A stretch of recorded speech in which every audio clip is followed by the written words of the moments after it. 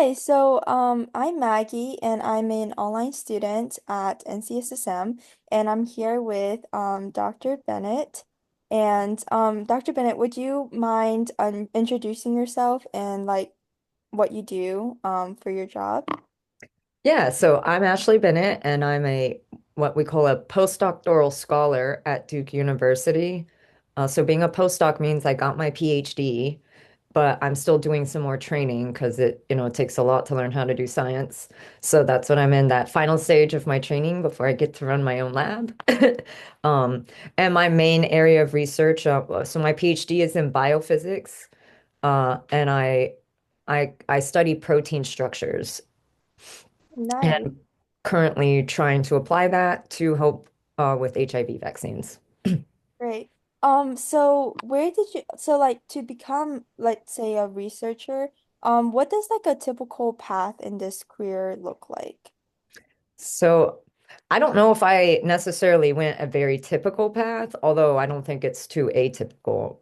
Because when I was in high school, I kind of identified as an athlete and thought science was for smart people, which I didn't necessarily consider myself a smart person. So science is never something I was thinking about when I was in high school. It wasn't until college I got really interested in chemistry. And so, yeah, I started off as a biology major in college, thinking maybe I'll go into medicine, but I discovered that I really love chemistry. So I ended up tagging on that major and double majoring in biology and chemistry Wow. in undergraduate school. Yeah. And because I was so interested in chemistry, that kind of indicated to me that maybe working with people wasn't like as a doctor, maybe wasn't the best fit for me. Like maybe science was better because I like to learn how things work. Yeah. So that's when I first started to think maybe research is for me. So I then started looking for opportunities to work in labs at my university. I also interned at the NIEHS, or the NIH has a summer internship program. So Right. I actually did that for 2 summers at the NIEHS that's here in the RTP region. Yeah. And then I actually went straight into my PhD out of undergrad school. Wow. And that's what's a little atypical. So my atypical parts of my career that I didn't start off being interested in science as early as other people. I'm kind of a late bloomer. And and I also went straight into my PhD out of undergraduate school. That's pretty atypical. Most people will take time to get a master's or maybe work in a lab for a little while to get some experience. And I actually would recommend that. I think you get more out of your PhD if you do those things first. But you have to pick the path that's best for you. So I went straight into my PhD. I graduated December 2019 and wanted to do a postdoc because I knew I wanted to be in academia, not industry. But it was a pandemic and academia wasn't hiring. Mm. But I persisted and I did find, I found my postdoc. So That's that's my path. that's amazing. So basically like how long is like a postdoc usually? Like that It time. depends on what your career goals are. So people that want to go into industry may do shorter postdocs, Mhm. like 1 or 2 years, if they even do a postdoc at all. Although I think even if you want to go into an industry career, doing a 1 or 2 years of a postdoc would be recommended because they do like that postdoc experience to promote you up to like senior scientist and higher levels. So if you want to be able to climb the ranks in industry, getting a postdoc for at least 1 or 2 years, I think is recommended. For Mhm. people like me that want to go run our own lab, I'm doing a 5 year postdoc. But I'm also my advice. So that would be considered like maximum that you really want to do. But Mhm. I have some very hard projects, and my advisor just started up his lab when I first joined. So I'm also helping to establish him as well as myself. Oh, great. That is very awesome. Yeah. And so what does like a typical or like what do you do in the lab like when you get there? Like what kind of things do you like prep or like start researching with, or is it a lot of like reading articles and just kind of discovering new things? This may not be a very helpful answer, but it's everything. I actually I didn't say this in my introduction, but I actually do both experimental work and computational work. So a day for me depends on if I'm doing computational work or experimental work. Because if I'm doing computational work, I'm going to be sitting at the computer. I'm looking at protein structures, I'm writing code, I'm running simulations, I'm doing data analysis, those kinds of things. Um, in the lab, days when I'm in the lab, I'm in the lab, I'm running, it feels like I'm running around and I'm up on my feet all day. So I've barely even know what I do producing protein. But like I get in there, kind of take a drink of water, eat a snack if I need to, if I know I'm going to be in the lab for a while, and just get in there, get my lab coat on, my gloves, and get to work. Yeah. Yeah, and there is a lot of reading and writing, but it's not necessarily every day. Although I've read and I do find that if you can work an hour of writing time into every day, that's best because there is always something to present, to write, presentation to make, a grant to write, a paper to write, an email to write. So, and writing takes practice. So if you can do a little bit a day, it really helps you build up like a paragraph for that grant or that paper without having to do it all at one time. So if you can work that in, I highly recommend it. It worked really well for writing my dissertation, and I wish I could do it more. That's awesome. That is some great advice because I was actually in the lab at Duke this summer. Great. Um, yeah, and so I did a lot of like reading articles and like research to understand like the background and like Mm. the history of what we're studying. So I think it was like very good to like also write and read at the same time. Yeah. I think that's a good point. When you're first starting off in your research career or just joining a new lab or a new field, you will be reading a lot. Like that's going to be the first thing you do because like you said, you got to get caught up on where the field is. Like what's the history, what has been learned, and what are the remaining questions. So yeah, the beginning is a lot of reading. Mhm. So like how do you like keep up with like what you're researching with because like things can change, like new advancements can be made in the field, and like there could be new discoveries. So like how do you ensure that like what you're studying kind of like stays relevant to like what's happening around the world? I think that can be field dependent. I think that's a question I haven't put a lot of thought into so far because right now I'm in the HIV and like SARS vaccine Mhm. area. So it's like kind of like taken for granted, I guess, that this is something important that needs to be solved. Mhm.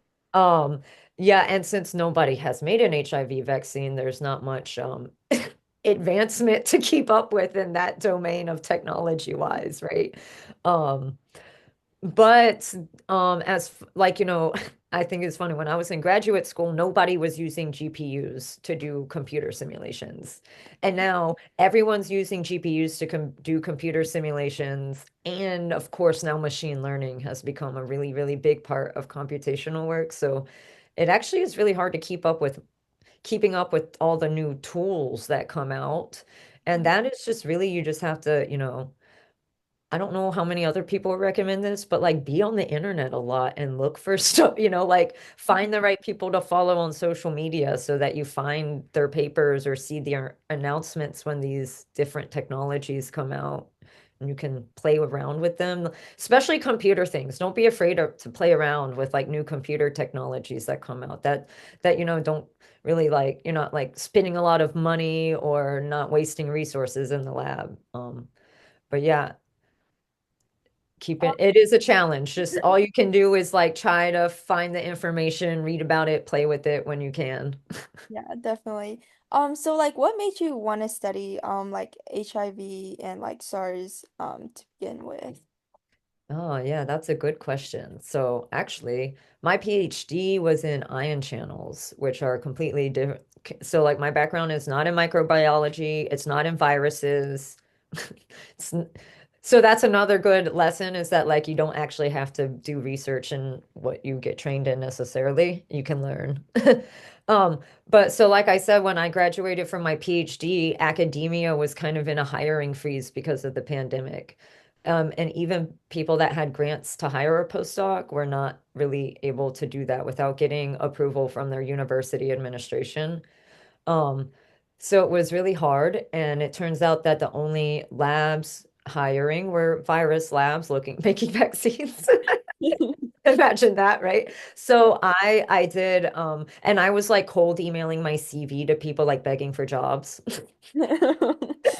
It was an awkward situation and I just emailed someone at DHVI and they didn't do computational work because I was like mainly computational at the time. But they did refer me my CV to Dr. Henderson, who had just started up his lab and needed a postdoc, and he did computational work. So, yeah, I woke up one day with an email from him asking if I'd be interested in a job, and I was like, please. That's awesome. Yeah, but I kind of got into it from like being forced by life circumstances, but I mean, it's a good lesson for people that are young that may be interested in these careers to learn to stay open-minded because you Yeah. never know where your interests may change or your career may take you. And I will say that I'm really happy that even though I may not have chosen this given like in a perfect ideal situation, but I have been given the opportunity to be exposed to techniques and methods that I never otherwise would have. And it's been a great benefit to my training as a scientist. So I am very happy, um, even though it's not what I thought I would be doing. Yeah. That's amazing. Like I think it kind of comes down to networking a lot, like finding research opportunities and like getting to work in the lab. So is that what you kind of like recommend to students that also want to like get involved in research or like or are interested in a career in research? Like would you recommend that they also just like reach out to like local universities to see if there's like open lab positions? Yeah, I would definitely recommend and seeing what opportunities exist in your area for working in labs. Like you can work at universities, although I will say I think a lot of universities may have rules about minors, people under 18 years old. That's not to say they don't let it happen, but there's probably a special procedure, like a specific procedure that requires getting like consent with your parents and it's probably a process. No. Um, yeah, but the NIH does have the summer internship program, SIP, if anybody wants to look it up. And you can apply for it and like pick different campuses. Now there might not be one near where you live, which is I think where the difficult part comes in, but that program is designed for high school students. They do let college students do it too, but I think they like to have some high school students in there. So that might be a good option for people that have the ability, if there's a campus close by or have the ability to temporarily stay there for the summer. Yeah, that's amazing. So what do you think is like the most difficult part about doing research? I think just I don't know how to word this. Let me think for a second. It's there are a lot of aspects that are hard. I mean, I think most people are like, "Oh, science and math, it's hard," but actually it it can really like emotionally be a challenge. Not it's not even like just that you're doing the hard work. Like sometimes you work really hard and try really hard and you're in the lab for hours. Like I think I worked near 30 hours the past 2 days. And so like, you get to a point where you're not really taking care of yourself as well because you're working too much. And it gets hard to like manage your emotions and your feelings. And of course, there can be so much fallout from that. And when you're busy and focused on work, it's hard to stop to take that time for yourself. But so I think the hardest thing is keeping in mind that you won't be a good scientist if you're not taking care of yourself and to remember to take that time for yourself. Yeah. So speaking of which, what is your favorite part about working in the lab? My favorite part about working in the lab? Mhm. Hmm. It's funny because I do so much computational work. I feel like I don't work in the lab that much, but and not all labs are really like this. But the one thing I really like about my lab right now is that we have a lot of people in it. So when I go in the lab, I actually kind of get to like socialize in a way. Like we're all doing our work, but I don't know. We all get along. We have a good environment and a good culture. So I really enjoy being in there and just like being able to be around my colleagues.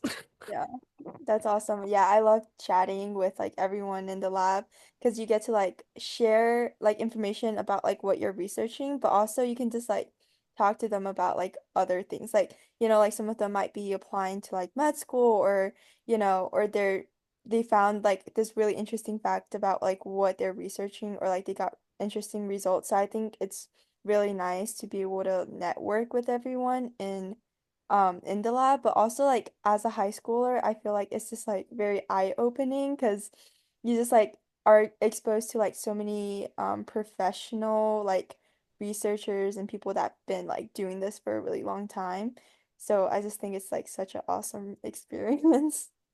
Yeah, it is fun to be in the lab with the people. Yeah.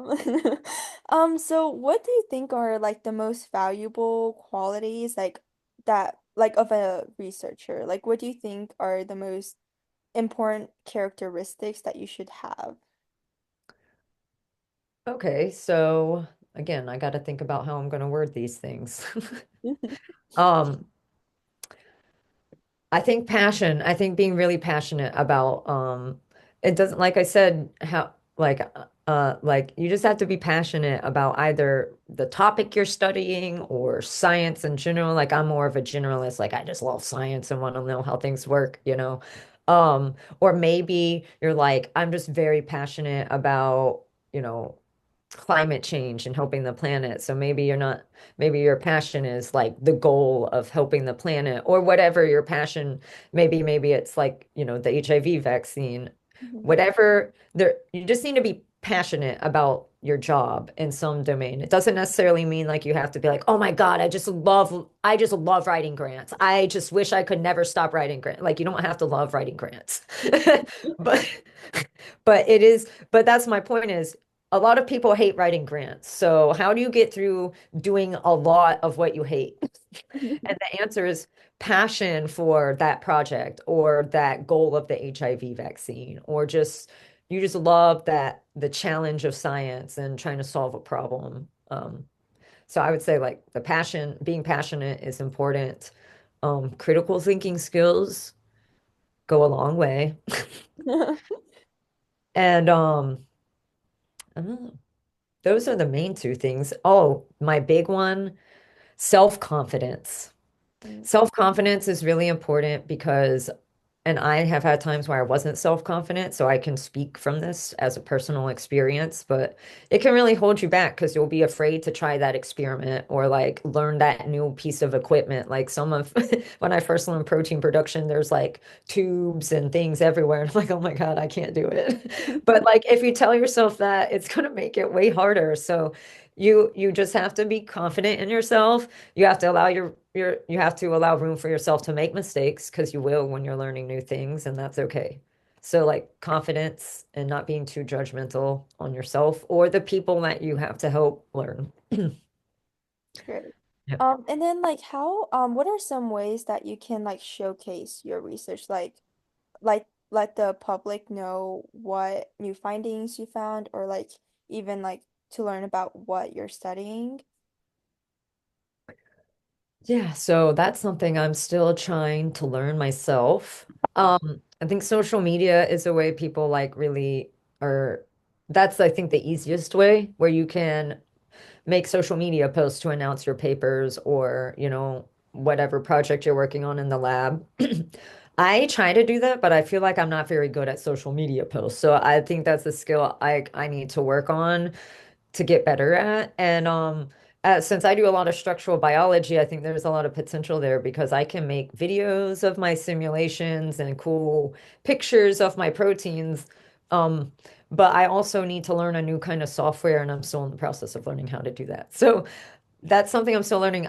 We have most universities also have like a media office that you can literally work with them if you have something you want to show the public. So I had a paper come out in February. I actually worked with the Duke Media office and we ended up getting a lot of media. I mean, it's like a page on my CV now. Wow. We got on like CBS on 50 stations nationally across the country. I did a live on air interview on BBC Radio at 2 in the morning. Oh my goodness. So I mean, you can work with your university media office, you can do social media. As far as like outreach, there's like programs, I don't know, not all universities have good, like they don't really always let you know about the opportunities. So I'm always looking for how I can outreach and, try to talk to people like you and other students that may want to follow this path. Great. That is amazing. I think that just goes to show that like, like the public is really interested in like, research that's going on currently in the world and how like relevant it is. And, like just getting that many, like that much publicity is awesome. Like I think it's amazing. We were excited because, like I said, I'm a biophysicist and I do basic research. It's a very technological paper and basically about methods development. So it was not something I actually expected the media office to even want to work with us on. Wow, that is awesome. Congratulations on that, though. It's a huge achievement. Yeah, it was. Yeah. So, what are like I know you're working with like HIVs and like a lot of computational work with that too. But are there any like ethical concerns you have to like be concerned about when you're like working with certain things? So in my lab, up until literally a week ago, I hadn't have too many concerns because we do not work with any virus. It's just protein and just the one protein that's like on the surface of the virus. So we don't have to worry about virus infections or anything like that. We have no virus in our lab, just Great. proteins. So that hasn't been a concern. I also have not been working with any patient data up until this point. I shouldn't use that word. It's people living with HIV. So, except for that last Friday, I just started a collaboration with a group at Johns Hopkins, and I am going to be looking at patient sequences from people living with HIV. So that is something where, HIPAA Mm-hmm. and privacy of protecting data from people living with HIV is important. So I have to be careful, like when I want to share data with my advisor or one of my other people working on the project with me, I have to be careful about like what services we're using to send that data back and forth, stuff like that. So will you end up using like that data like I know you're probably like not gonna release like their names or anything, but like are you gonna end up using that data for like research papers like for your results and things like that, or do you have to like completely exclude that? Oh no, everything is de-identified. So the information I have, I couldn't tell you anything about it other than, sequences. But so we can publish it. There are ways to publish the data without violating any HIPAA and still protecting privacy. So Mhm. that's not something we'll have to, I mean, we have to take precautions and do like these de-identifying measures, but we will be able to publish if we find anything worth publishing. Great. That is awesome. Well, I think that was like kind of all that I wanted to ask you as of right now. But are there any like tips or advice or anything that you want to share for like any students that will watch this video later on? And like I said, don't be afraid. And that also goes for like don't being afraid to reach out and ask for opportunities. One of the things I like to tell people is like the worst anyone's gonna tell you is no, which may seem like that would be terrible. That's literally the exact opposite thing of what I want. But you're just being the same place you are now. So you're not losing anything, right? Yeah. It's literally a risk-free. Um, it's risk-free. So just don't be afraid to reach out and ask for opportunities or like you emailed me, like don't be afraid to email people and just ask like, hey, do you have time to chat about what it's like to do this or, And that's also good practice because that's what you do when you want to start up a collaboration with somebody. Yeah. Yeah, I think, just speaking from like a student point of view, I feel like some students might think that, oh, like these researchers or like these doctors are like very like busy, and they're probably like just thinking like, oh, like am I bothering them by like asking them for this thing? But honestly, I think it's just like a great way to like collaborate with people, because like I think I don't know, I can't speak on your behalf, but I would think that you agreed because you have a passion for what you're doing, and that you actually just want to like share and kind of like facilitate like students' passion for researching and like things like that. Because I'm a student and I'm actually like very interested in like research, and I hope to like become a neurosurgeon, which isn't like research based, but like since working in the lab, like I think I'm kind of leaning towards like being a like doctor in the daytime and then like a researcher afterwards, like a MD, PhD, like I'm not Yeah. sure what that is. Yeah, an MD, PhD. They have those. Yeah. You can also be like an MD that does research, like Oh, applying really? for jobs right now. And the two people I'm trying to get jobs on in their research programs are actually MDs. Wow. So you And they could like run the research programs. Yeah. Wow, so you could just be like, would that just basically be like you're a full-time doctor or like physician, but then you do like research work on the side, or is it like half and half kind of? From what I understand, there's like a certain percentage of time spent in clinic versus research, but I'm not sure exactly how that breaks down. I think it might be different from place to place. Yeah. Yeah. Okay. Great. I I thought I was going to be a neurosurgeon too. That's what I wanted to do when I first started college. Really? Yeah, I Mhm. think it's very awesome. Like, I mean, it might change like when I get to college and I'm gonna, completely switch and be like, oh, maybe I wanna, like work with, HIV viruses or something like that later on. Um, but yeah, that's just like as of right now, I feel like it's Yeah. Well, I was in brain related because I was in ion channel. So that's very much like, I mean, it's in your heart and your muscle. It's like in other physiology too, but it's also very neurocentric kind of field until the pandemic happened. So, so the pandemic really just like threw everything off. Like, yeah, this might be, I don't know if you're still recording, but this will be great for anyone that's listening. When I graduated high school, it was 2008, and we were still reeling from the real estate collapse. Like our economy was in shambles. Nobody could get jobs. I mean, I was always planning on going to college, but at that point there was really not many options. Um, and then when I graduated from college, we still weren't done. Like we were still recovering from that same economic collapse. And so I was like, yeah, I guess grad school. yeah. And Oh, then, but yeah, like I said, I had become really interested. I just became really interested in like protein, biochemistry, basically. So by that point, I was like, yeah, pretty sure PhD's in my future, but wow. yeah. And then when I graduated from my PhD, we were in the middle of a worldwide pandemic. So like if I can make it, I know y'all can. That is honestly just like that's crazy to think how like that pandemic just kind of like completely just like threw off like a whole, I wouldn't even say like industry, but like just like that whole research Oh yeah, it did field. a big shift.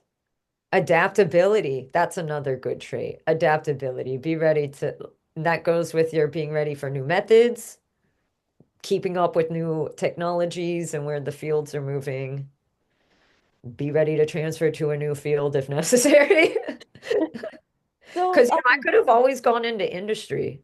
Like yeah, I could have done that easily, but I really did want to stay in academia. So I persisted. Awesome.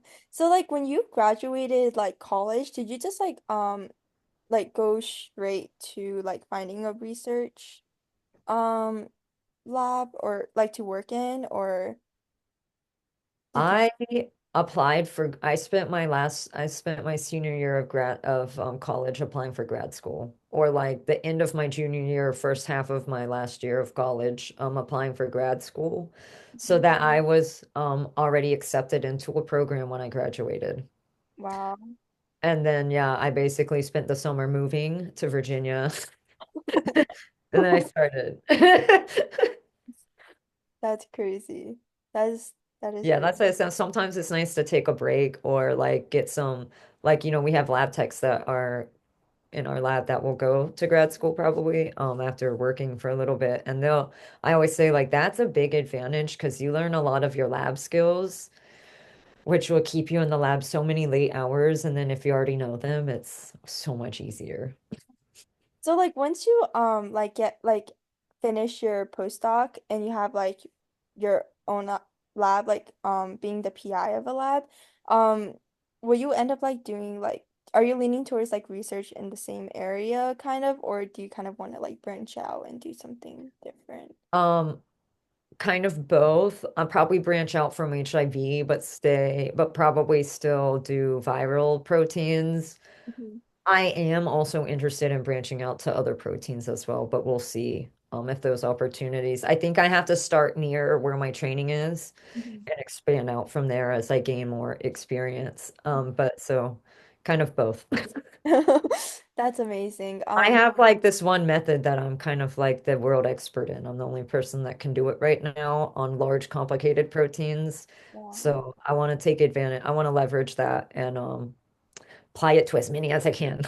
That is awesome. Oh my goodness. So like you're kind of like the only person that knows how to like use this method like on a large basis. Other people know how to use the method, and other people develop the basics of this method, but no one had ever applied it to a very large protein before. Um, And that it's actually it turns out to be pretty difficult to do, but we did it. We figured out how to do it. And the more difficult part than measuring it is actually analyzing the data. So that was another big challenge, but we did figure that part out also. So do you have to like usually make a lot of like graphs and like images and kind of compile all the data together? Like I Yeah, coding is something I would definitely recommend people learn how to do if they will want to do anything really, but definitely if they want to do research. I don't have a background in coding or or computer science or anything, but I do computational work, so that's a disadvantage. But Yeah. I I like how to self-teach myself how to code because I realized that if I didn't learn how to code, I wasn't going to be able to do my data analysis. And data sets are huge now. Like if you don't learn how to code, it's going to be real hard to analyze your data. So, and take a very open-minded approach to learning. Like it can be learning free things on the internet. That's what I do. Or you Yeah. can use paid classes online or take them at schools. Mhm. Doesn't matter, just learn. Wow. That okay, that actually was like very I thought that was like very important because like I thought that, you know, like being in this field, like you kind of just have to like major heavily in like, you know, like biology or like, you know, like pre-med, like take a pre-med path. But I never really thought about like the comp sci aspect of it. So I think that's very helpful. Thank you for that. I think a lot of people also say that it really depends on if you're going for like medicine or research, but I know from a research perspective, having training in math, chemistry, and physics is like really highly respected because it's pretty much generally considered easier to teach people biology of problems than it is to teach them like the math and the physics of that underlies all these. So people that come in with a math or physics degree can learn the biology easier than people that come in with a biology degree, like learn all the math. So you might be surprised to find that almost any degree will be valued. Oh, that is awesome. That is like very good to keep in mind, I Because think. it's all we need all we need all of it. We really it's really interdisciplinary. Science is very interdisciplinary now, even if you're in one field or one discipline. So Yeah. Wow, that's awesome. Yeah, I think physics is definitely a lot harder than biology. Just like speaking from, like personal experience from taking classes. Yeah. Um, so yeah, I think it makes complete sense that it'd be harder to teach someone the physics behind something than biology. Yeah. Yeah, that's awesome. Thank you so much for your time today. Like, I thought that was very insightful and it provided so much information and like just new like perspectives on, like, how to get involved in research projects as well as like different things that you have to consider, like I think there's like a common misconception amongst like just high school students that want to go into research or like medicine that you kind of have to like there's only like one path that you can take. But I think from your experience and like, you know, from what you're like what you've stated, like about having like comp sci knowledge and like physics and all this other stuff, like I feel like that just gives a lot of students like more perspective and acknowledging the fact that you don't have to take like one specific path to get like where they want. Yeah. It's much more creative than maybe you've been led to believe. Yeah. You don't even have to know what you're doing. Like, you know what I mean? Like I'm just like, well, I guess I'm gonna do this because that's what my option is. So like it's what I mean. I'm like I try to have a plan, but sometimes life gets in the way of that. So Yeah. Yeah.